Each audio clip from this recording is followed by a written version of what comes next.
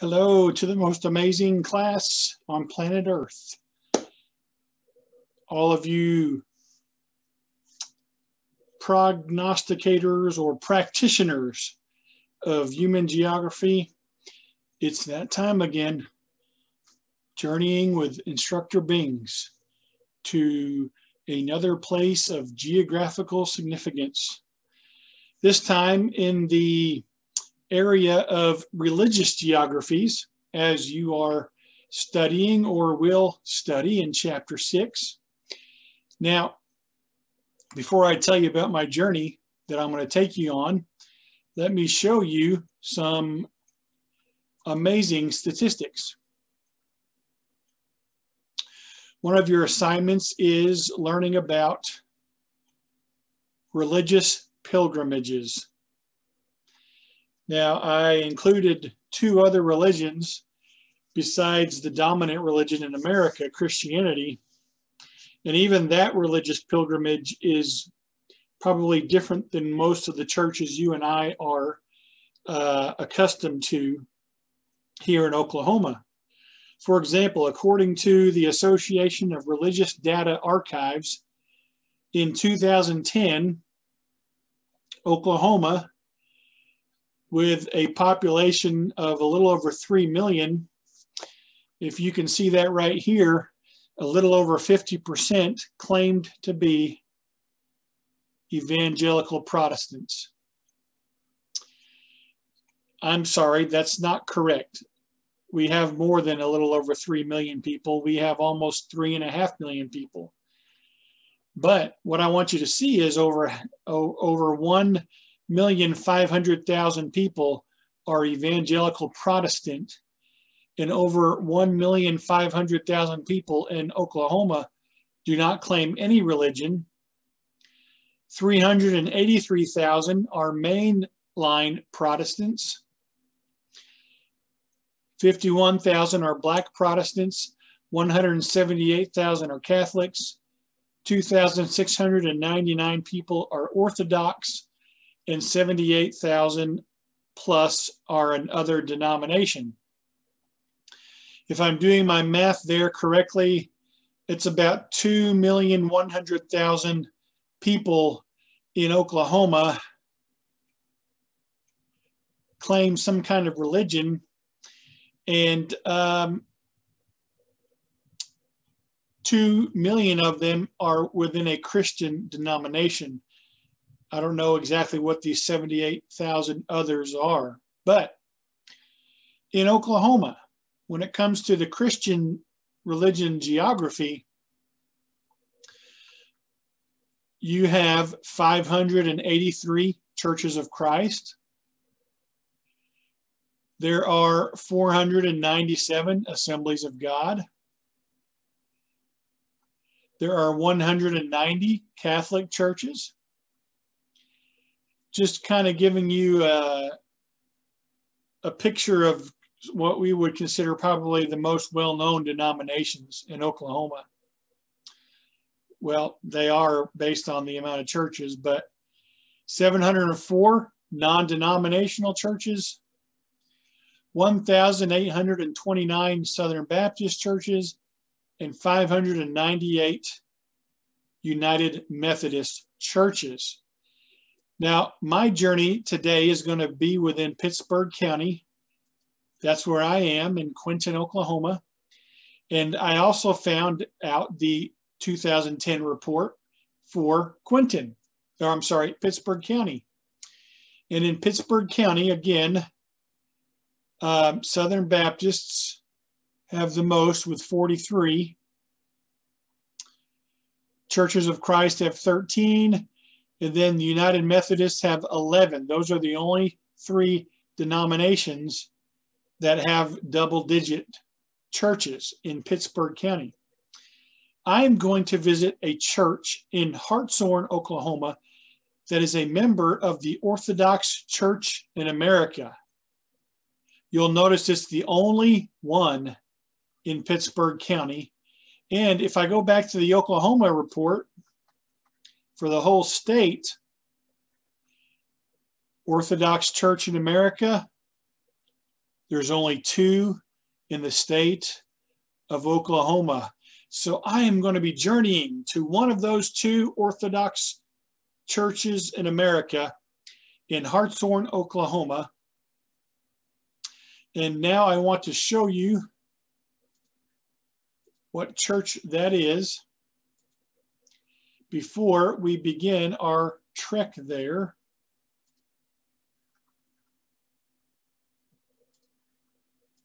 We're zooming around on Zoom. All righty, you don't want to hear me sing. Here we go. I'm going to be visiting the Saints Cyril and Methodius Church in Hartshorne, Oklahoma. That big S, little s means saints, plural, named after 2 Orthodox theologian Christians, Cyril and Methodius. So Saints Cyril and Methodius Church in Hartshorne, Oklahoma is a historic church under the jurisdiction of the Orthodox Church in America. It was the first Orthodox church in the state of Oklahoma and remains one of the state's most iconic churches of any denomination. That's where I'm headed, class. Let me show you now on, yeah, that's right. Let me show you on Google Maps where we'll be going.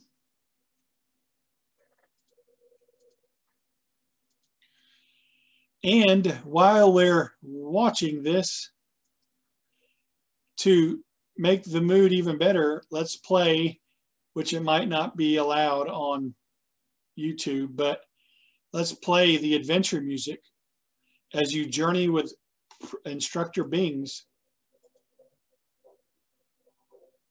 from the hometown of Quinton, going southwest towards McAllister, going through Blocker. But before we get to McAllister, we take a little jog through Richville, and then we go back over, go through Haleyville, and then Hartshorne. So that's where we're going. Won't you join me? Let's go together now to St. Cyril and Methodius Church in Hartshorne, Oklahoma. Hey guys, Instructor Bings here. I am in Hartshorne, Oklahoma. I am about to leave the middle school parking lot, and I want you to see which way I'm headed. Can you see the church up there? Let this car go by. It's going to be kind of shaky here, but we're just 1 block away from the Saints Cyril and Methodius Church. So right now it's kind of blocked by those trees to the left, but if you see that white house, you'll start to see it emerge. And what is really cool about this church as it comes into view are the 3 mushroom-shaped domes. Alrighty, I'm gonna pull up here and park.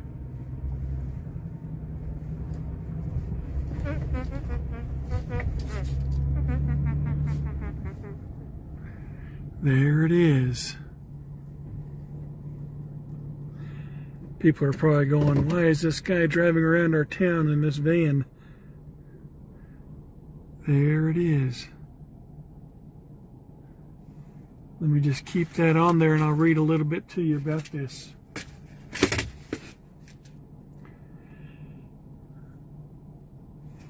I'm going to turn it to where you got the panoramic view. There we go.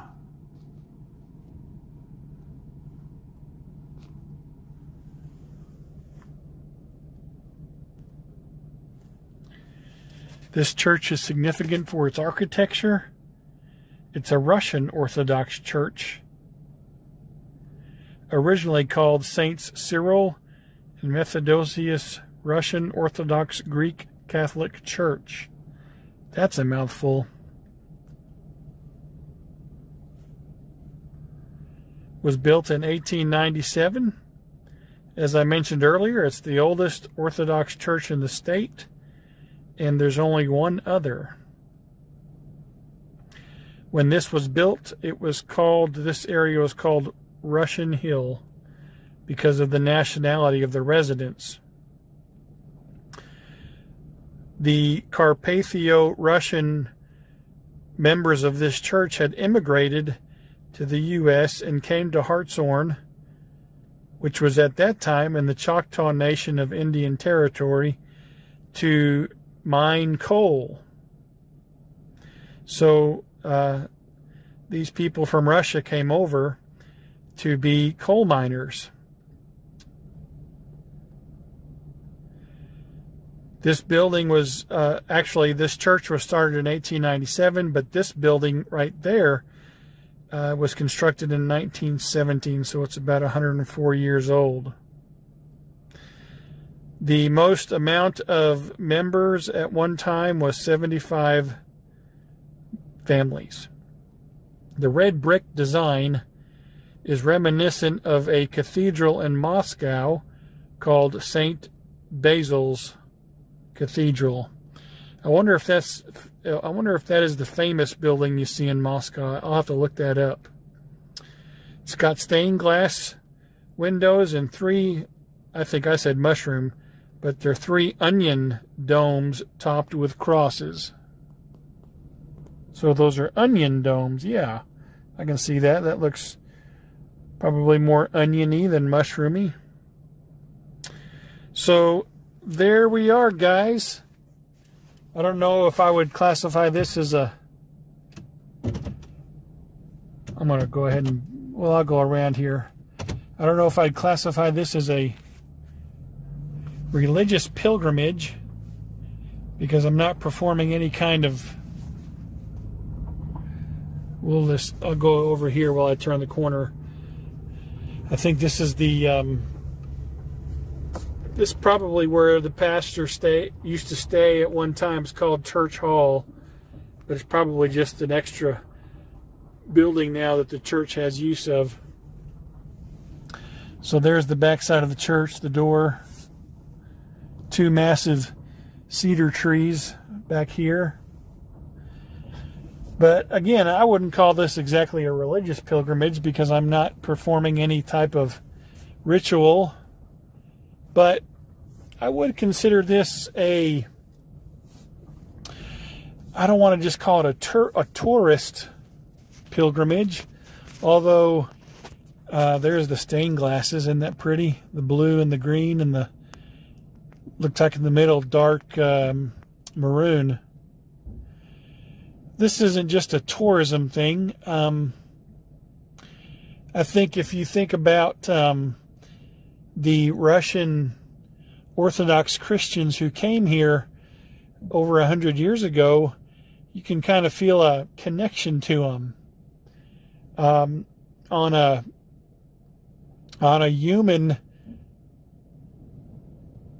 I guess the word might be a spiritual level, a faith level, because those people left their country and came here to work, and they constructed a place where they could worship. And having a place to worship is a wonderful connection point for many people, and especially back then during immigration to a new country, and you're in the minority. So I'm going to head back to the home base in Quinton, and from there I'll finish up this video and talk about some of the different religious landscapes that we've encountered here that our textbook mentions. So, Instructor Bings over and out from Hartshorne, Oklahoma.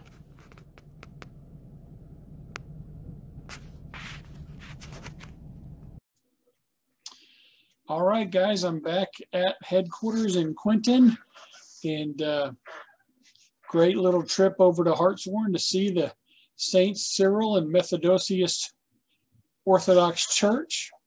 Hope you all enjoyed the video. So I looked at our textbook and a couple of things I can make application of from what we learned about in chapter 6 concerning beliefs. While this church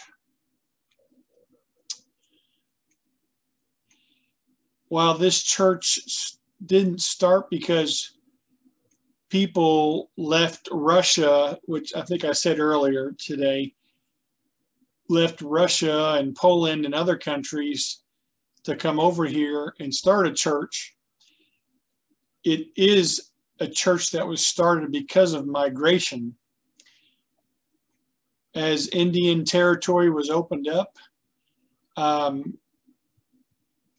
they discovered that they were going to need more than farmers and ranchers. They were going to need miners because there was coal in this area, this part of the state. And so they recruited Slavic people from Pennsylvania and New York City to come and work in the coal mines in Indian territory.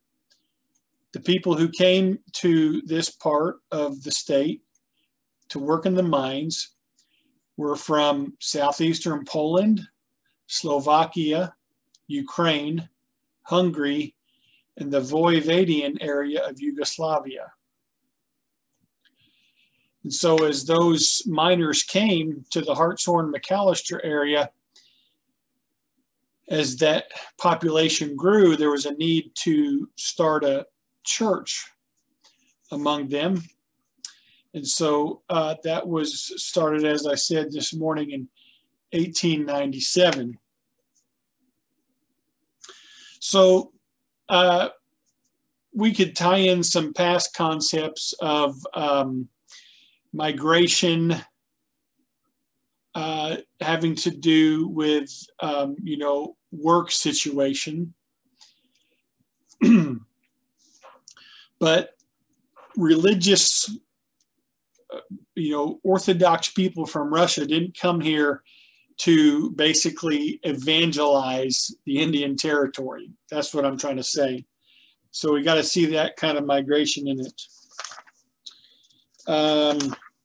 Another thing that I wanted to point out was dealing with the concept of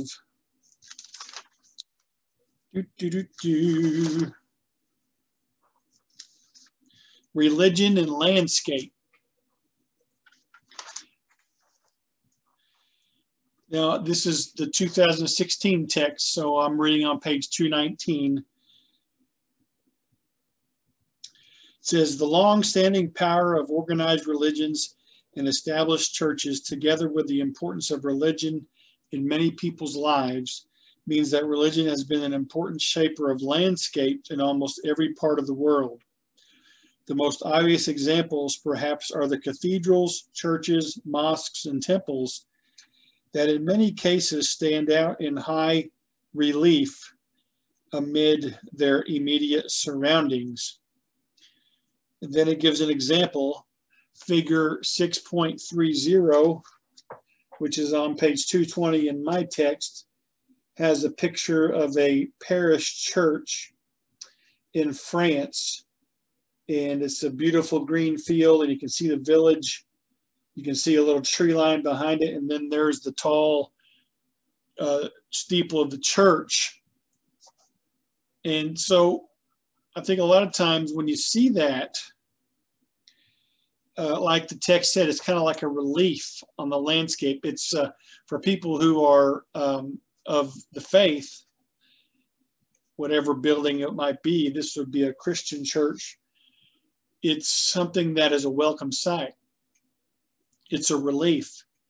Now, when you all saw the video and you saw me driving up the street from the school and the Orthodox Church came into view, it really, I wish you could see it in person, because the neighborhood in that area is kind of a poorer neighborhood, and you see this beautiful architectural wonder of a church, and it's just kind of like, it's like, oh, beauty within, and I'm not trying to run down the neighborhood, but it's, you know, it's not the best kept neighborhood, and this beautiful church is right there. So, but, you know, for people who are of that faith,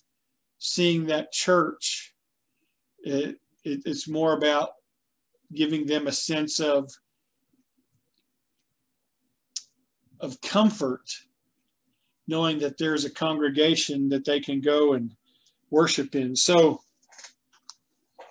there was definitely the aspect of landscape in religion. And then sacred spaces, which is also on page 220, sacred spaces and pilgrimages. That little church, you know, I didn't get out of the van. I didn't walk up to it. There's a fence around it. That is considered a sacred space for the people who are part of that parish. And my understanding is from the website, the church's website, they have services twice a month. And so it's not like there's people there every day of the week. There's not a secretary in the office, and there's not like a pastor or a priest there. I think the priest who comes and does the services has to come from Bixby, Oklahoma. So it's 100 miles. But to them, it's a sacred space. They've got it fenced off, and I wouldn't be surprised if there's surveillance cameras. I might be getting a phone call because my church van license plate showed up on it. I don't know, but I'm sure they get a lot of people who come to see it. For many people in Oklahoma, it's just like a tourist attraction. I think it might be on Oklahoma's historic sites list. But for the people who go there, it's sacred space.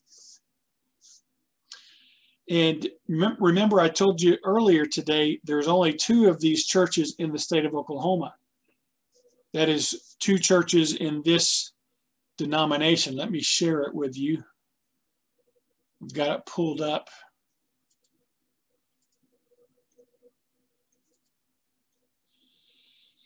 Come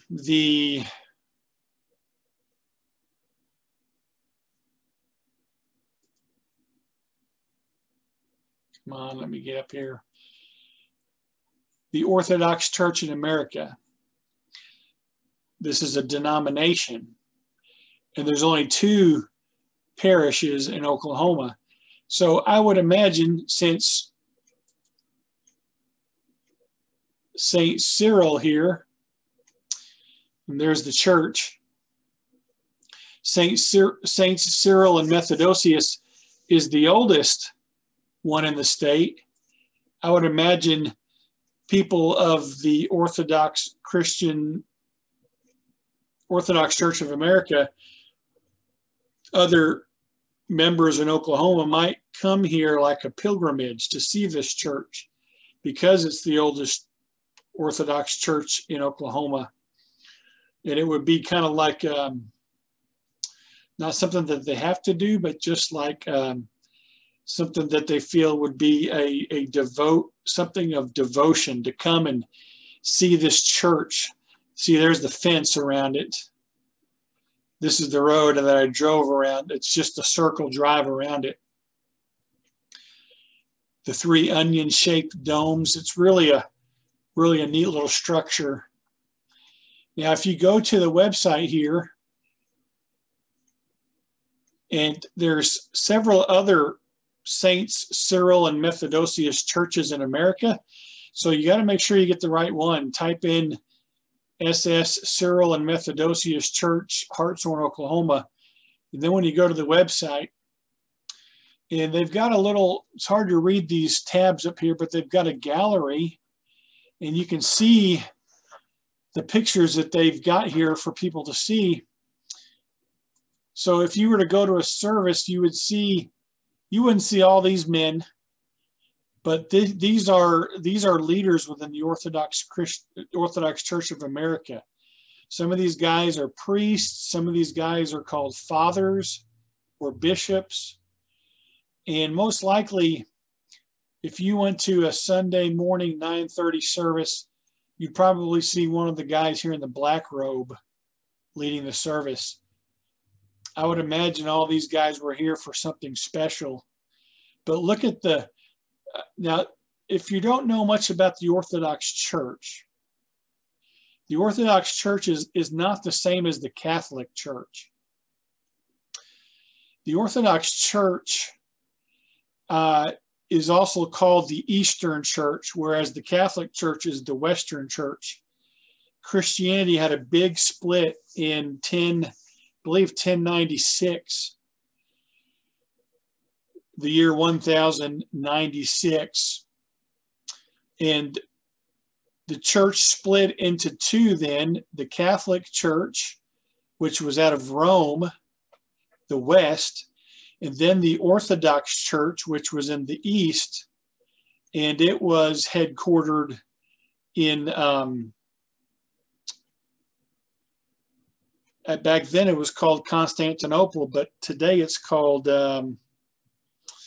it's escaping me, I'm sorry. But the Eastern Orthodox churches, they celebrated mystery. They celebrated the mystery of the Trinity.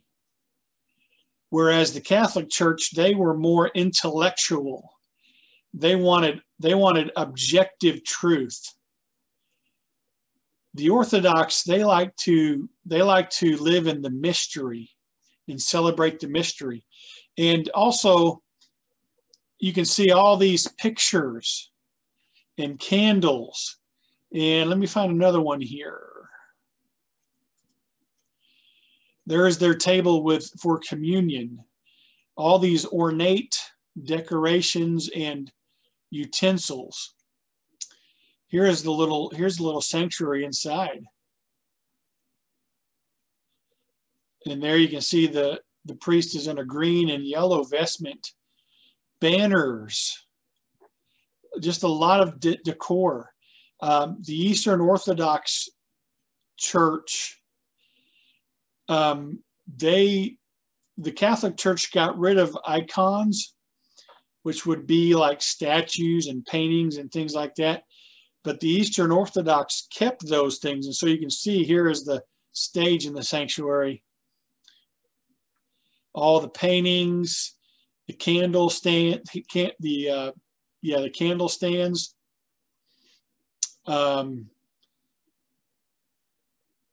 Architecture with ornamentation. Look at the pulpit there, or the stand.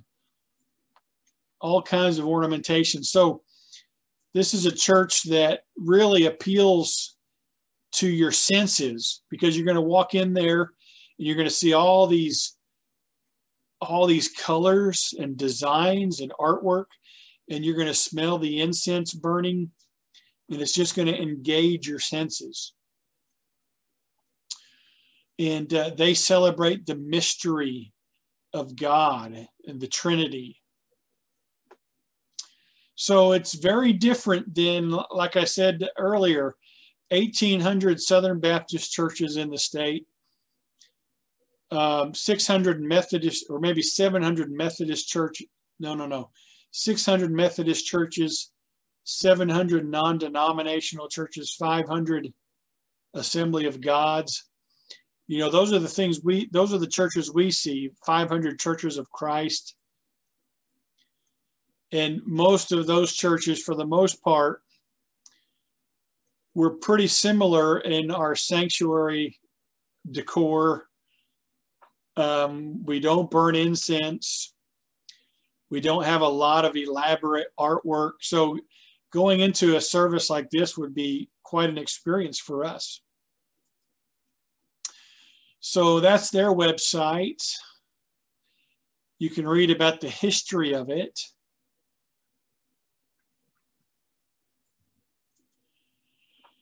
And you can see the picture of the first church, which was a white wooden building. Now the red brick one has been around since 1917. So you can read up about the history of that church. Then I've got another website here. I've got the Orthodox Church in America's website. This is the denomination. So if you wanted to learn about it, you could go here, and then at the top here tells you about the Orthodox Church in America. Then this tab here, when you open it, tells you about their different feasts and the saints that they celebrate. You can read scripture with them every day if you wanted to. Here's today's scriptures readings. And then it tells you the saints and the feasts of today. They have a lot, this church is a lot more historical.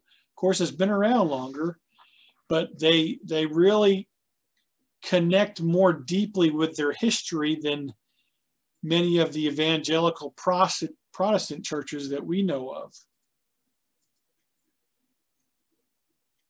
One more thing, if you go back to the St. Cyril and Methodist website, the church in Hartshorne, you can look at their calendar, and if you wanted to attend a service, looks like they have something every Sunday. It's called a reader's service at 9:30.